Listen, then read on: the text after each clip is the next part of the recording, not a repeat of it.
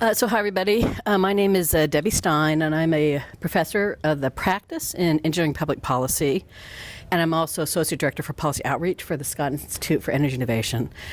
For those of you who don't know me, I spent most of my career in D.C., and about 30 years, actually. So I was at the White House, I was at the Congress, and I was also at the National Committee of Sciences. During that time, I ran fellowship programs. I was on the selection committee for fellowship programs. And my overall goal was to see, can we establish something similar for the Pennsylvania Assembly? So that is sort of how this came about initially. We got a small grant from the Gordon Betty Moore Foundation and from the Simons Foundation to explore this topic.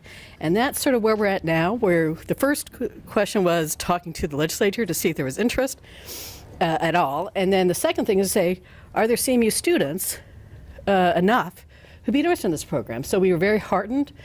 It was about 70 people who signed up for our list, about half from Heinz and half from engineering, and I'm sure there's probably others around campus as well. So our purpose today is to have a sort of information session to let you know a little bit about the Pennsylvania Assembly. I'm assuming, let's just take a thing. How many of you are from Pennsylvania and know how the Pennsylvania state government works? Okay, like 2 people, right? So, yeah, that's not surprising, and that's fine. And then, how many of you have been to see DC? Maybe, and I don't mean just education-wise, but have actually done an internship or something like that where you might have some idea about national government works. Okay, so again, about 2 people, right? So the benefit of these fellowship programs is it brings people with expertise to a state capital or a national government, and it gives them some notion of how policy really works. And from the member of the Assembly or the member of the Congress standpoint, it gives them some expertise that they might not be able to easily get otherwise. So that's sort of the overall goal for this program. So the way we're going to start out is Rick Stafford, who is from the Heinz College, is going to give an overview of sort of the Pennsylvania General Assembly primer. And he has lots of experience in the Assembly, having worked in the governor's office, and he knows everybody there. So he knows the Pennsylvania Assembly much better than I do. I'm much more of a federal government kind of person. So with that, I'm going to turn it over to Rick to start off the conversation. Yes, let me provide a little more introduction to myself. I actually grew up in Western Pennsylvania, came to Pittsburgh to go to Carnegie Mellon. I won't tell you the exact date that happened, but my Yahoo address is Rick Stafford, 1946. So you have a little bit of an idea. You can do the math quickly. But in my career, I got really motivated by public policy and signed up for the first class of the Heinz College, which was then the School of Urban and Public Affairs, in their master's program. I wasn't qualified enough to go for a PhD, so I do not have a PhD. I took that master's and went out in the real world, and through a sequence of events ended up as a governor's research and issues guy, sort of in charge of the legislative process, the policy-making process, and then at the end of his term as his chief of staff. So I do have some experience in state government, and I still don't understand it all. So you may ask me hard questions, and I'll demur if I don't have the answer, or invent one, which is, standard in politics. So, but then I went out, came back home from Harrisburg, and served as the CEO of an economic and community development organization, which took me back to Harrisburg many times. Why? Because, as I'll explain in a moment, if you want to do something in your region or your home city, you're going to have to go back to the state legislature. So when Debbie approached me about this fellowship idea, she and I have worked on other things, but I direct something called Metro 21, by the way, which is one of my roles here in the faculty. But I was excited by the idea of getting folks involved in state government. It's been one of my mantras, and the reason is for those of you who know the federal government that's a diagram all in one page of the federal government. And I know you can't read the small print. And by the way, there's a lot of print smaller than that. So years ago, when I sort of decided how was I going to exercise an impact on society, remember, if you remember those dates, I was a child of the 60s. I decided, you know what, that diagram is pretty daunting, and I'm not sure that I'll ever rise to the top of that. Although it's interestingly, if you study that, certain people do, you understand. But I really wanted to stay, if you will, local. And interestingly, that design of federal government is really very much explanatory of state government. But I want to go to our own federal Constitution and point out to you that the power is not delegated to the United States by the Constitution nor prohibited by it to the states or reserved to the states respectively to the people or to the people. So what does that mean? That means that the states are sort of the building blocks of the United States. And one can argue that that's really where a lot of the action is. Now, states are not allowed to set up a separate army, develop nuclear weapons, or any of those other things. So if that's what you're really interested in, that's not the place to go.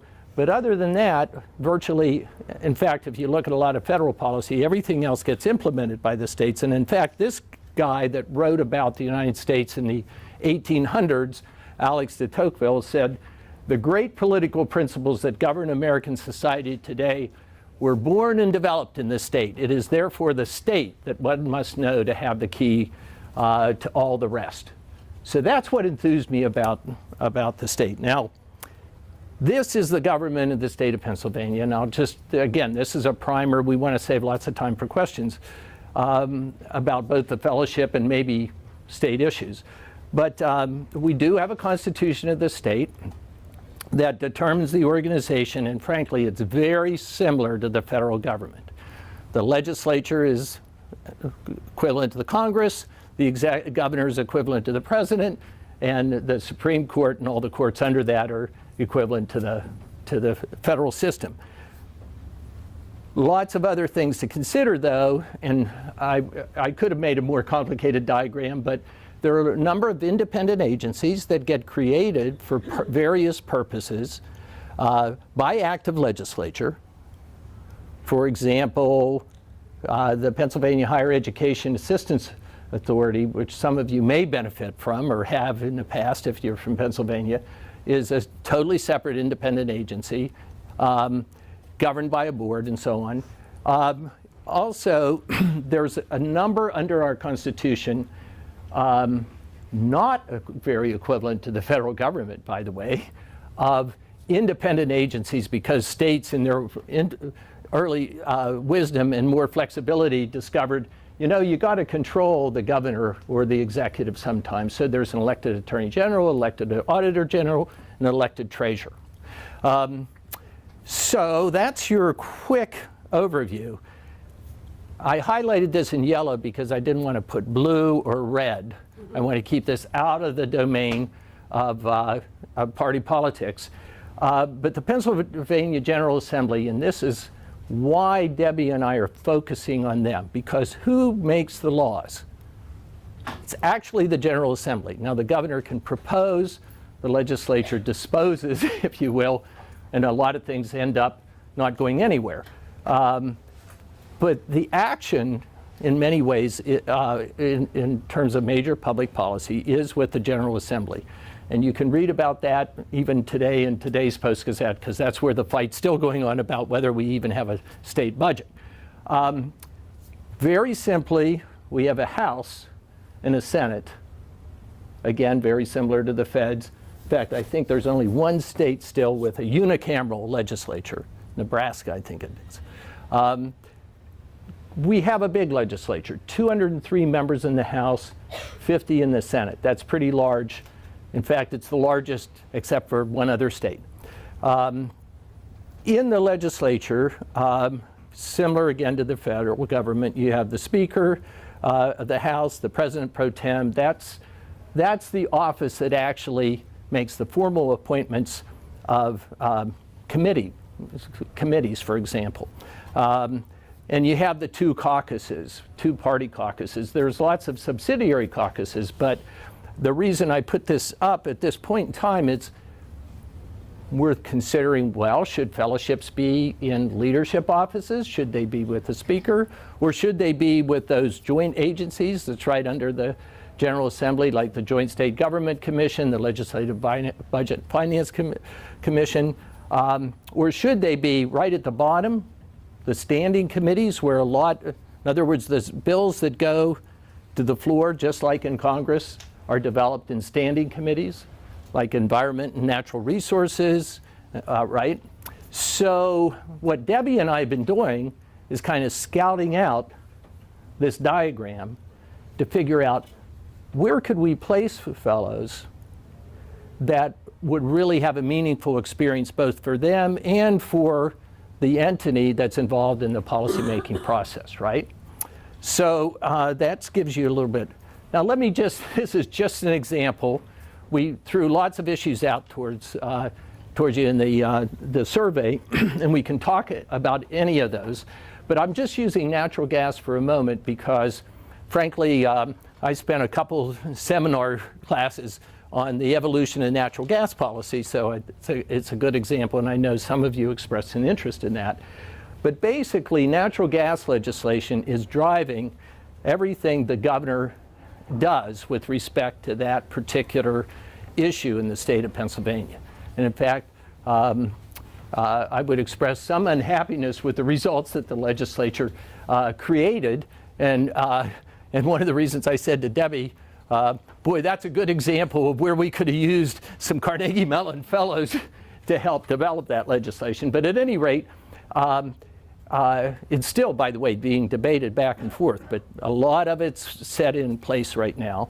And it really affects two cabinet agencies of the governor. So there's policies that the Department of Environmental Protection has to implement with respect to permitting and so on.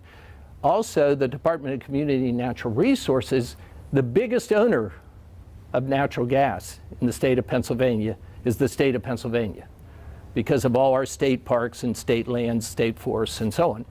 So very impactful on what the governor is allowed to do and can do. But also there's this independent agency, right, that I mentioned before. They exist, called the Public Utility Commission, which actually has a big role in a lot of the issues that some of you identified, including, for example, water. And so rules were set down for its role in all of this. And I just use it as an example to say virtually every issue that we sort of polled you on involves the legislature making the law and setting it down for one or more of the folks that work for the governor, one or more of those independent agencies that I briefly covered. Something else that's really important. Does anybody have the aspiration of working for a city anytime? Maybe? Yeah, okay. Dillon's Rule, 1865 or something like this. So there's this big fight, right? The federal Constitution acknowledged the power of states, and then you have these people called communities getting started and saying, well, you know what? I want to decide what I can do and what I can tax at city X or township Y. And this became a big federal issue in the mid-1800s. And finally, Dillon, the judge in the case that went all the way, basically laid down this little rule. Municipal corporations owe their origin to and derive their powers and rights wholly from the legislature. It breathes into them the breath of life, without which they cannot exist. As it creates, so may it destroy. If it may destroy, it may abridge and control. So actually, what that says in short is, let's take the city of Pittsburgh. everything it's allowed to do, taxes, services, its very existence is a product of state policy.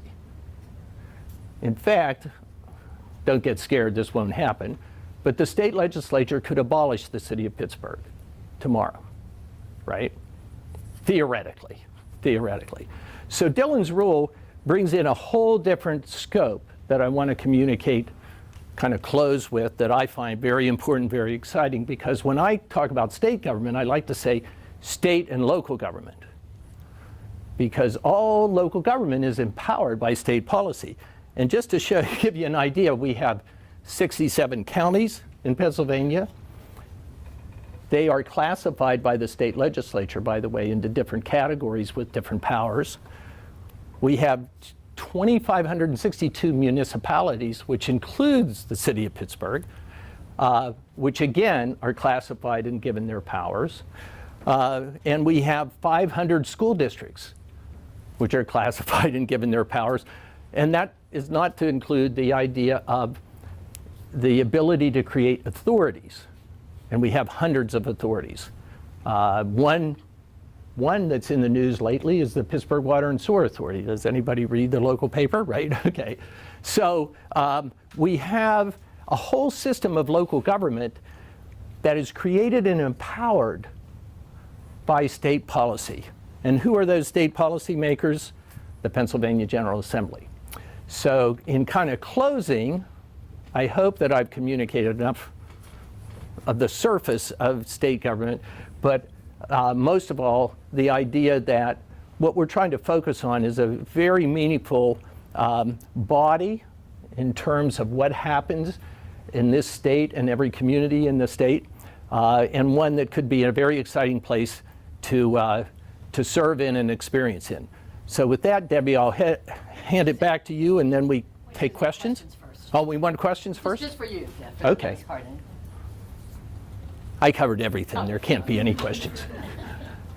Yes? Can you talk a little bit about the differences between the joint agencies and the standing committees? Sure.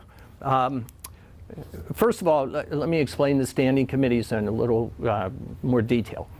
What happens is there's a whole, no surprise, education, energy, and so on. You pick a subject, there's a standing committee that has jurisdiction. Standing committees are formed by the majority and the minority nominating people for the committees that are officially appointed by either the Speaker or the President Pro Tem. Because the President Pro Tem and Speaker are elected by the officials, they don't ignore the recommendations. And standing committees then will initiate legislation. Representative Jones introduces an energy bill. It goes to the Energy Committee, on which he or she serves, and becomes a subject for that committee to develop.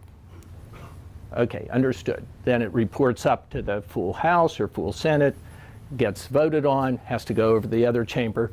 So that's the lawmaking process. The independent or joint agencies are actually, think of them as brain trusts. They have no jurisdiction literally in the lawmaking policy. But let's say Representative Jones says, well, I'm not sure, I need an in-depth study about shale gas. So this Representative Jones, as a member of the House, introduces a resolution to assign to the Joint State Government Commission, which, by the way, the executive director is a graduate of Carnegie Mellon, the task of developing all this information about the extent of shale gas and so on. So it becomes an input to the standing committee. And a lot of, think of them as think tanks. And I know, interestingly enough, by the way, just to show you how government, because there's several of these. One sometimes asks the question, why don't you combine them? But that's a policy issue and would require an act of state legislature, since they're created by act of state legislature. Any other questions? Okay, you're on. So I'm going to tell you a little bit about the program as we kind of envision it at this point. It's the model for the program is one run, a national program run by the AAAS. That's the American Association for the Advancement of Science. Now that is a program that places scientists and engineers with a PhD in hand at the in executive offices. So like say the Department of Agriculture, in the White House, and in congressional offices. That program has grown, so it's now over 200, I think probably almost 300 fellows per year. But we're going to do things slightly different, but we can build off of the lessons of the AAAS program that's been around for like about 40 or so years. The first thing is we're going to accept anybody who is at the graduate level. So you don't have to have a PhD, but you will need to have a master's degree. And the concept is that you would do this, possibly like right after you got your degree or within a short period of time thereafter. You do have to be resident in Harrisburg. So some people have asked me how far Harrisburg is away. All I know is officially, and I believe it's 3.5 hours. On the other hand, it took me 5 hours to drive it because I'm a very slow driver. But you couldn't do it from here in Pittsburgh, and it will be something that's residential. It will be paid, so you will have the compensation that would be equivalent if you were a regular employee, only you would probably be classified as a temporary employee. And you'd have to go through all the same background checks, drug tests, all those other kinds of things as you would any sort of state employee. Excuse me. So I mentioned that because when I was in the White House, we had somebody who made it all the way to D.C. They came in, did not pass their drug test, and had to go all the way home, okay? And which is kind of sad, right? So just kind of keep that in mind because you will be dealing with so delicate issues, and you will have to be neutral, okay? In other words, what your member of Congress's position, or in this case, your member of the Assembly's position, is your position. So you have to be someone who can set personal feelings aside and say, okay, this is who I'm working for. There is an interview process. So probably what we'll do is when we're going to ask all of you who are interested to send in your resumes, we'll start scanning those and seeing who we think might be a good match. And then there would be an interview process on both sides to see if you want to work with that, say, member of the Assembly or the staff, and vice versa. So it is an in-depth competitive process. You do have to speak well, and you do have to write well, because a lot of what you do in public policy is write and speak, correct? Yes. So, keep that in mind. You're producing memos. You have to know how to write things shortly and so forth. Now, our plan is that Rick and I would give training to the fellows before they went so that they wouldn't be going in totally blind, more in-depth information on how the Assembly works. In my case, like more information on how to do neutral policy analysis, things of that nature. Some of you have taken this class with me because I recognize some of you know that's sort of what I teach, and that's what it is that you will be wanting to do. We're thinking that maybe the program, we're looking at 3, 6, 9, and 12 months. Right now, what I'm kind of hoping for is we might be able to do something from January to June, and then from June to December, so that if you graduated in December of this year, then you could go for the January program, and then if you graduated in the spring, you could maybe go for the June program. But this is just an idea. It has not been discussed with the congressional folks. And overall, we're going to view this as an experimental program. So assuming we get it together for this year, we're going to have to prove the case for future years. Now, there is a California Council of Science and Technology, which has a state assembly program. They have 10 fellows per year.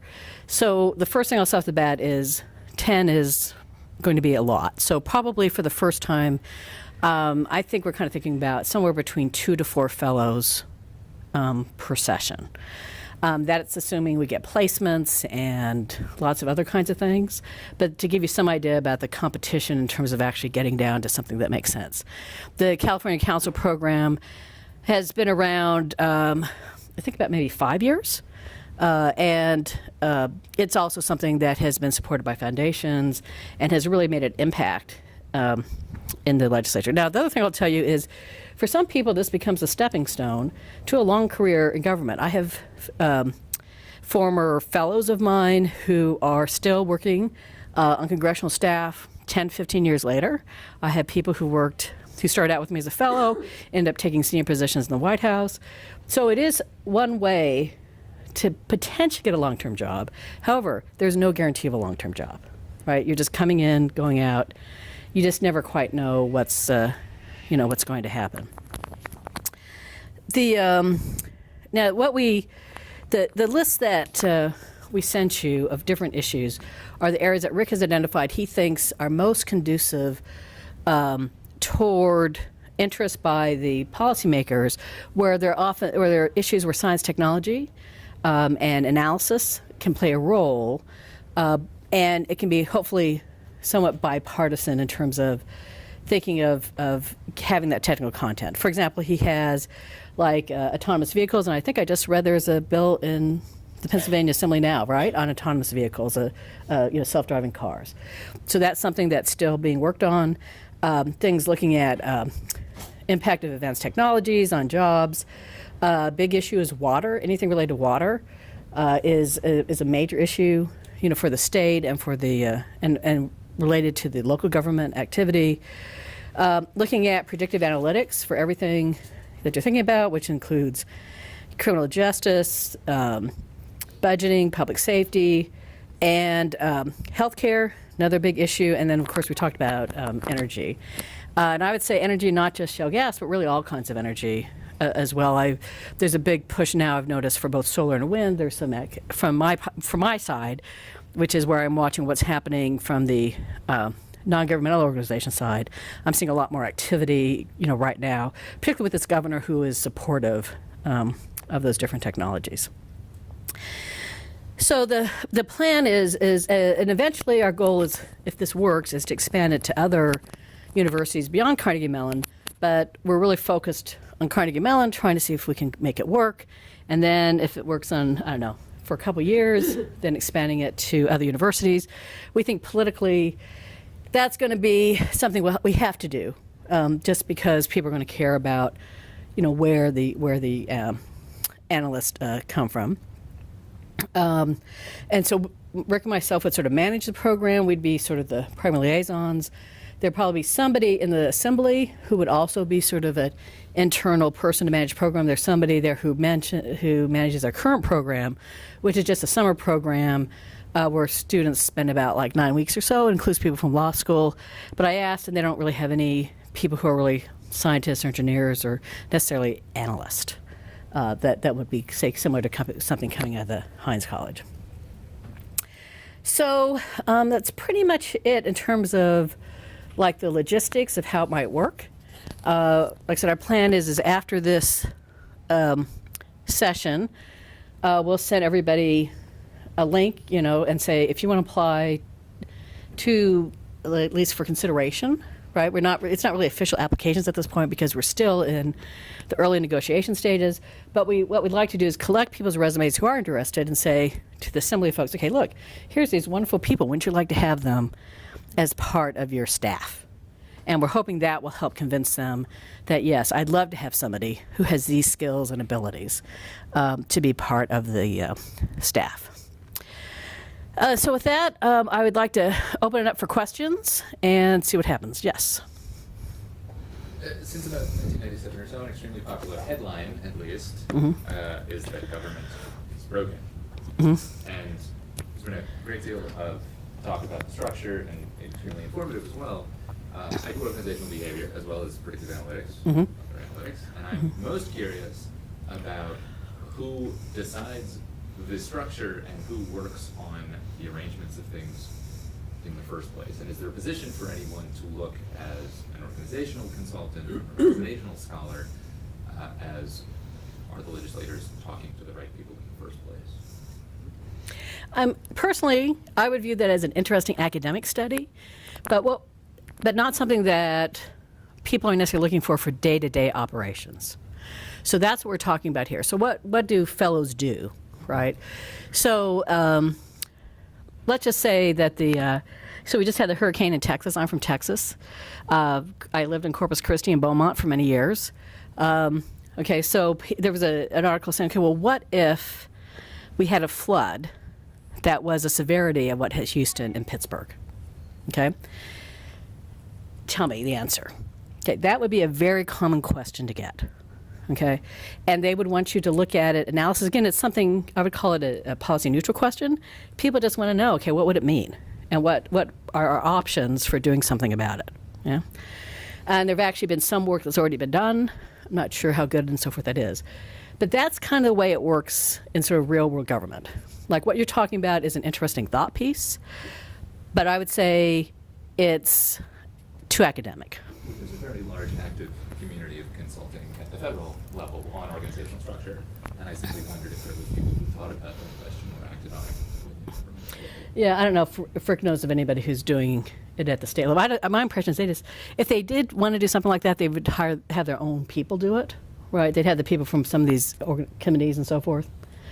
But I think it also comes in with a preconceived notion that government's broken, which is Doesn't necessarily, that's certainly a popular. yes, yeah, yeah. Go ahead, Rick. Let me respond. Okay, there are two big issues that actually sort of fall in from the legislative mindset. One is the size.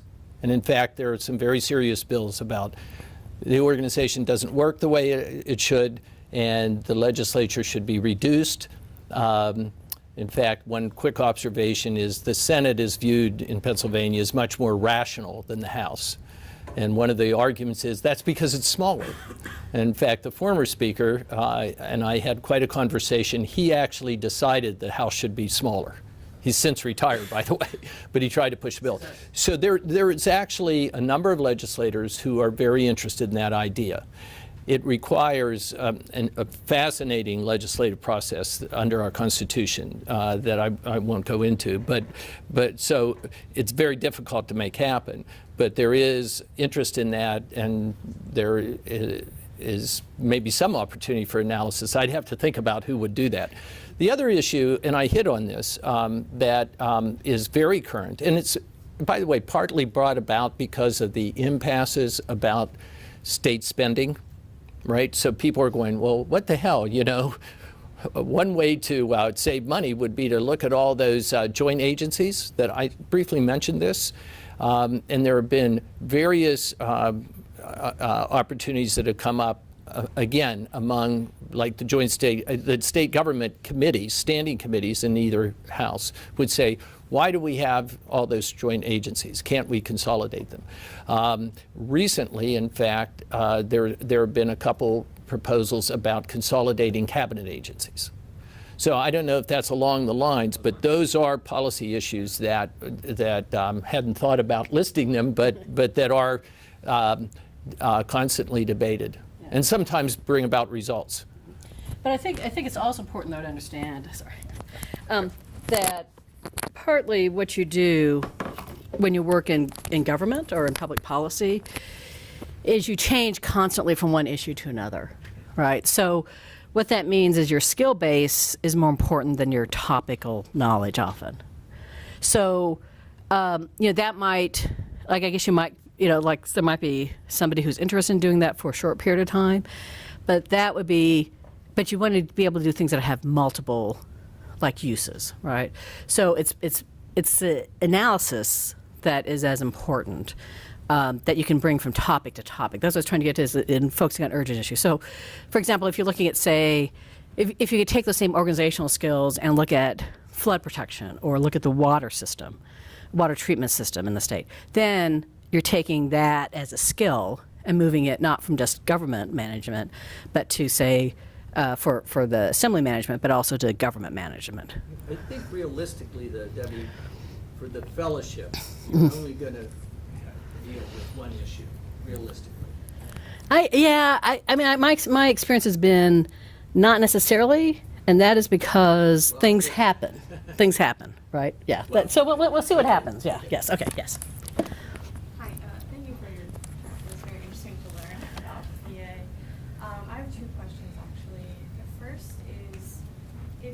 would sit in a standing committee, do you envision that we would work for one specific House or Senate member, or would we work for all of the members in the committee? Okay, I'll let Ricky get into this one. Yeah. The most likely is that you would work for the executive director of the committee. So the legislator says, let's say the Energy Committee, the legislator that's a key legislator might say, boy, I'm really interested in this issue. We would place you in the Energy Committee. The committees, by the way, I should say this about the professionals. Committee staffs, again, there's the Republican staff and the Democratic staff, right? Same as in Congress. They work actually much more bipartisanly than is visible at the policymaking. I mean, there's lots of party line votes, but you would likely work for the majority executive director. Does that answer your question? That's the most likely scenario. But with the blessing and sort of endorsement of one of the key legislators, maybe the chair of the committee. And that's when Debbie said this earlier, the way I view this is after we know who's interested in and whether you're going to graduate next spring or whatever those credentials, we can then know who to approach for a placement. So are you expecting to first select the student and then understand their background and then place them in a committee, or are you going to find out which committees would need help and then select the student? Yeah, that's a great question. I think it's sort of like matchmaking. It's matchmaking. It's sort of like, I guess, you know, these dating websites, right? There's got to be a two-way. Yeah. So people post to the website, and then somebody else looks and says, "Well," so I think that's seriously that's the way it's going to have to work. I'll just put myself in this place for a moment, and I say, wow. Look at the credentials and interest in this energy. I keep picking on energy because if I don't, Debbie will correct me. I'm much more universal, right?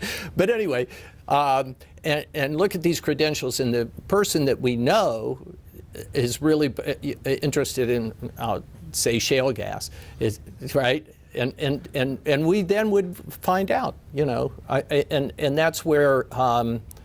I don't pretend it. I used to know all 203 and 50 some time back, but I know the structure, and we're going to get help. I should mention this because Debbie and I have been getting help from Tim McNulty. Who's Tim McNulty? He is the head of government relations for Carnegie Mellon University.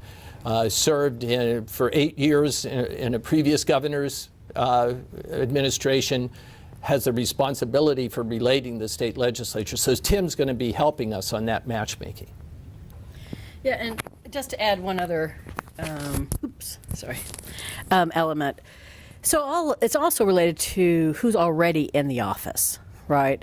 So, you know, maybe, say on water, maybe the American Society of Civil Engineers already sent a water person to help on the issue of, say, flooding, right? Then they're going to say, oh, no, I don't need another water flooding expert, but I do need a wastewater treatment expert, right? So the issues are constantly changing as events occur, and, you know, we've only just seen this past, month. Think how many issues have occurred at the national level and that are related to state activity in just 1 month, right? So what are the hot issues in, say, November, December, January, might be totally different than what we think today. And that is also an issue. Now, the good news is that sometimes people say, you know, we went with this person, but now this issue has come up, and I'm thinking maybe we should go back. And if that person's still available, I'd still like them to come, right? And they're willing to make, you know, that investment of time and money to do that. So I would just always keep that in mind. Is just particularly this year, I think more than any other year, every single day seems to be, you know, something happening, right? Yes. And so, you know, but I mean, even just natural events, right? So we thought, oh, Texas, over. Okay, now we have Florida. Now we have fires in California. I'm just waiting for the earthquake, the locust. It's going to happen. Okay. Somebody had a question over here? Yes. So I have a couple questions. The first one is about funding. Uh-huh. Talk a little bit about that, about getting it from foundations. Mm-hmm. Is it already allocated? No, so here, this is sort of like two scenarios that we're looking at. Okay, one would be that which Rick is a little bit more optimistic than I am, is that the Assembly would be willing to just pay you just off of their regular budget. Okay, that's part of the reason also I'm thinking about maybe like a 6-month kind of thing, because I think that might be more fiscally reasonable to them than committing to a whole year, for someone.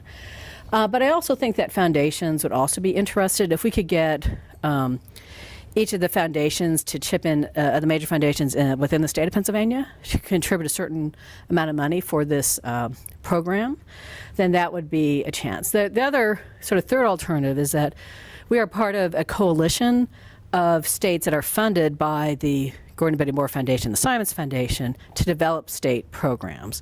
And so we are also working together on sort of a monthly basis to develop a proposal to I'll just call it a mega foundation, like a Rockefeller Foundation or a MacArthur Foundation, as something where they might be willing to give money to each of the states. And typically, I found that it's best if you have multiple funders. Like maybe if like half the money comes from the legislature and half the money comes from foundations, the more diversified your funding, the less, attacks you might get later that, it's a foundation with a certain point of view or perspective or things like that. So we're still working that out. We're going to sort of work out the budget and things like that. So that is part of like our next step is, if we have, I think before we can approach a foundation, we have to say, okay, we got the students, we got the placements. Will you fund us to fund the stipends for these students? And I think Carnegie Mellon would probably just basically be contributing myself and Rick's salary to do our management and training and so forth as part of our regular duties that we have. And my second question is, will we have to sign a non-compete after we're done with the program? I don't think so.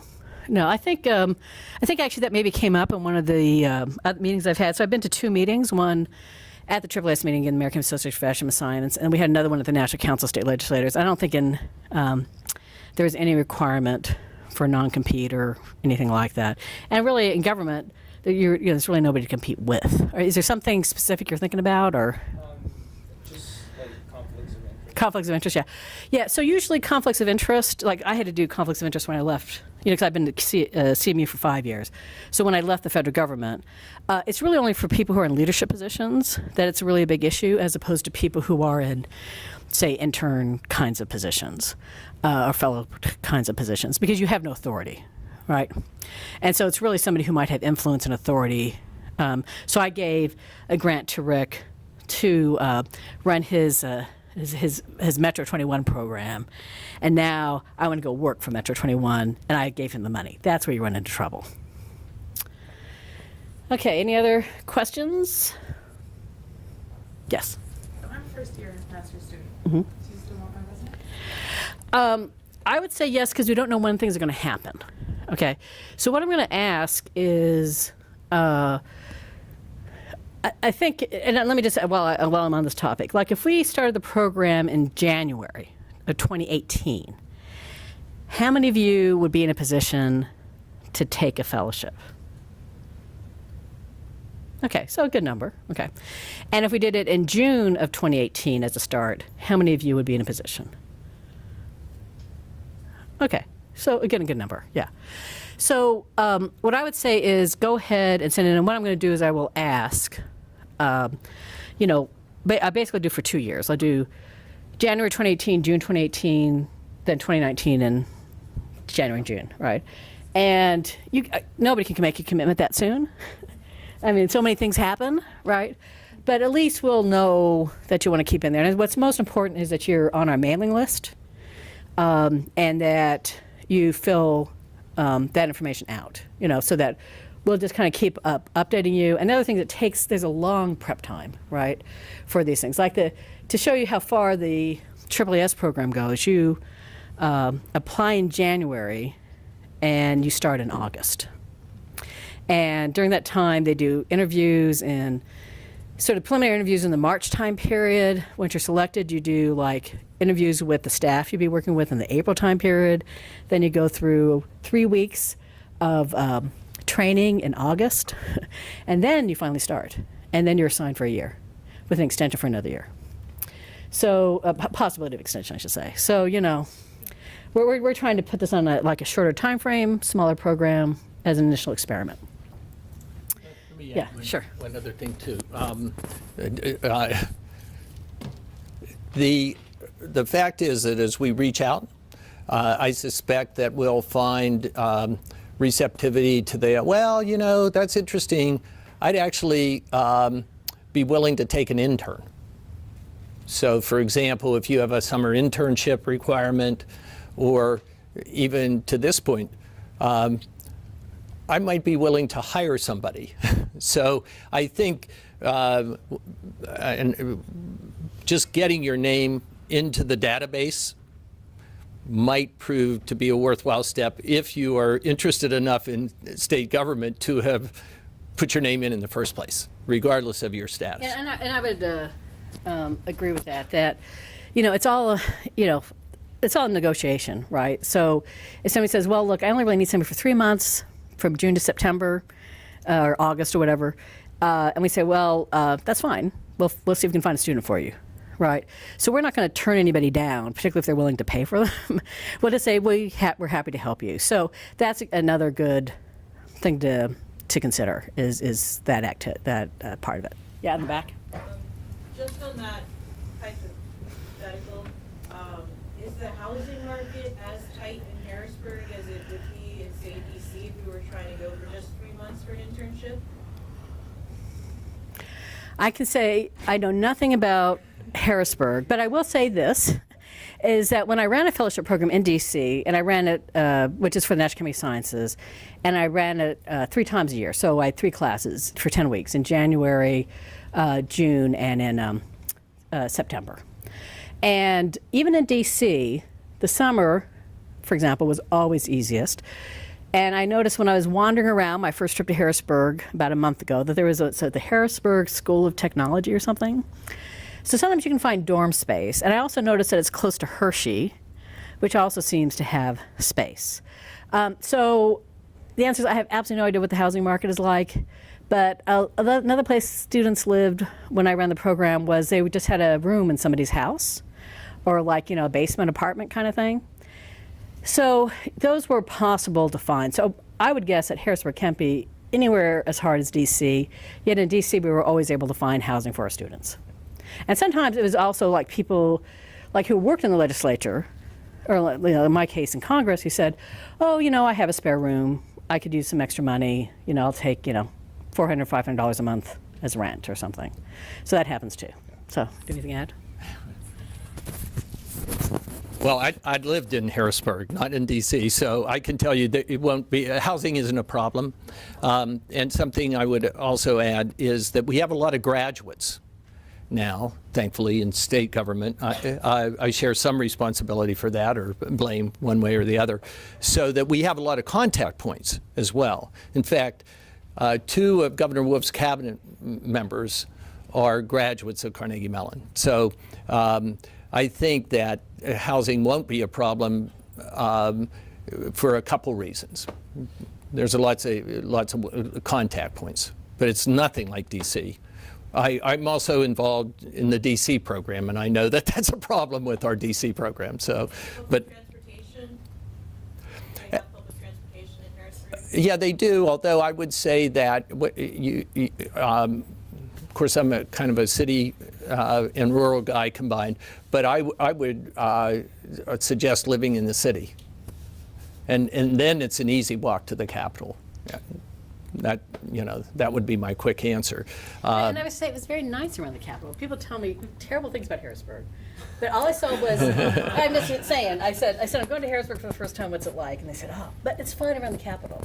Yeah. So I will also say that it was very nice around the Capitol, Yeah. and that's all I saw, and I was fine. Yeah. And there was housing down there. Yeah. Yeah. Well, Harrisburg does, honestly, it takes a bad rap in some ways. There are issues, like in any big city, on public safety. But if you're smart about that, you avoid those problems, right? Probably no different than Pittsburgh in the end. Yeah. I would guess. Yeah. Okay, any last questions? Okay. Nope. Okay, well, thank you all very much for coming. And like I said, be sure to, if you're registered for this, you're on our email list. If you registered previously, you're on our email list. Otherwise, you'll need to give us like a name and an email. Just what you should do is email me. So it's, again, it's Debbie Stine, S-T-I-N-E. So D-S-T-I-N-E is my Andrew address. And do it, and I'll be sending out to everybody a follow-up form to kind of get your feedback. Okay? Great. Thank you very much.